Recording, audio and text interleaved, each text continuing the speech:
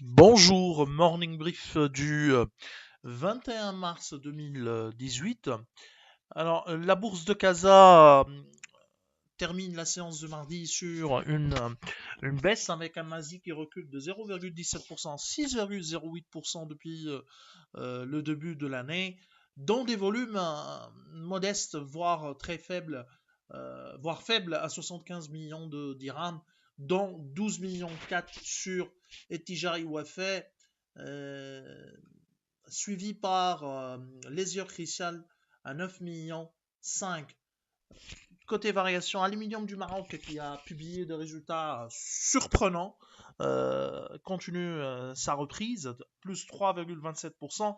Sahm Assurance euh, reprend après l'annonce de la cession de la maison mère des jours très difficiles, où elle a passé des jours très difficiles, avance de 2,67%.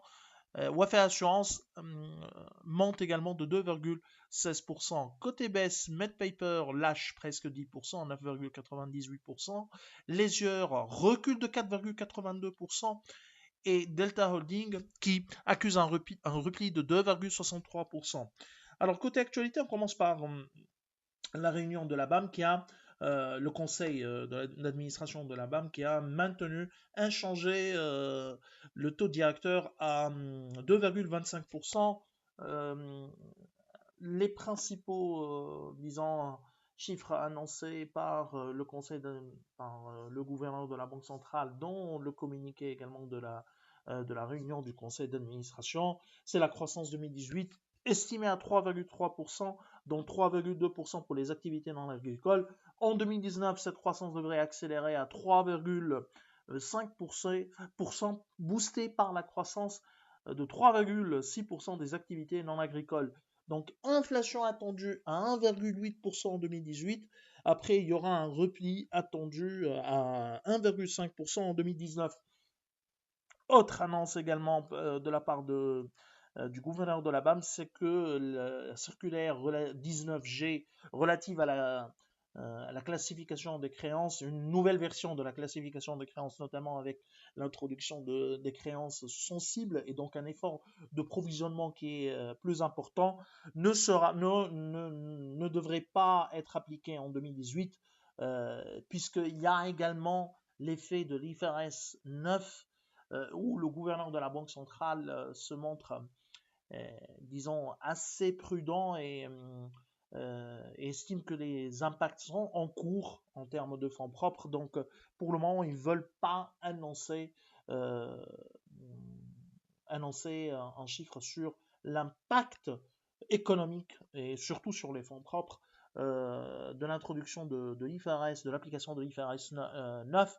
Donc il y aura du retard ou l'application de la nouvelle circulaire 19G, la version de la circulaire 19G sera reportée au-delà de l'année 2018. Donc c'est une bonne nouvelle pour les banques, mais qui est toujours reportée. C'est que le marché, même s'il y a un report, le marché a toujours euh, ce genre de mesures qui impacteraient les fonds propres des banques.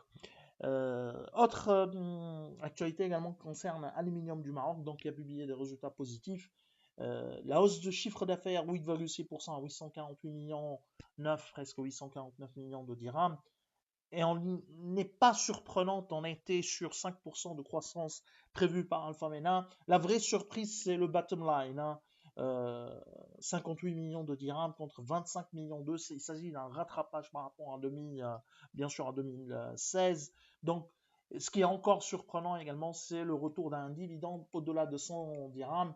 La dernière fois était en 2011, 120 dirhams, et après, il y a eu 90 dirhams pour 3 années successives et 2 années à 90 dirhams. Nous, on était également à 80 dirhams.